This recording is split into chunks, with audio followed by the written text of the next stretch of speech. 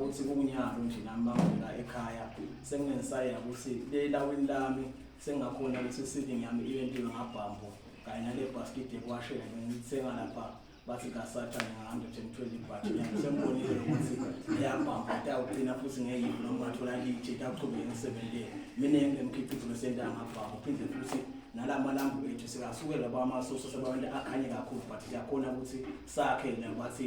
nokungathi kwenta ngathi kuyadima kancane ilambu mawungena lapha ngokhepsi nabo phuphu uyabona nje ngathi kuhle kanyana siyakhipha ngalobha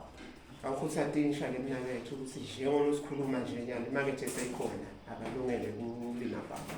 ube ngiyadendela vele ngabe bangivama umhlaba wonke ukuthi bantu abasha ningahlali phansi ningabuyi wona bakhona lokuthi ngathi le tandla vele tiyahehleka but emathulusi nje mawusenza kahle yakhona lokuthi usebenze uyana esebenzeni nangibhambo ukhona uqhubeka futhi ukuphuma umkhiqizo ukhona ukuthi nokusebenza kanye nebadala.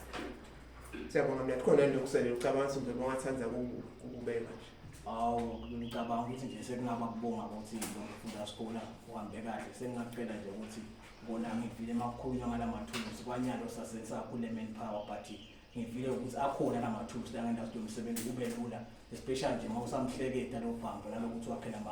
lamabhengela ngicabanga ukuthi ngiloko lemkhankaso maybe mangabe isitho silithola singakhona ukuthi sisitakale ngakhona bese lokunye ngeke sesiyadendela ngoba sekudinga ukuthi vele sale sisebenzisa ingqondo lethu.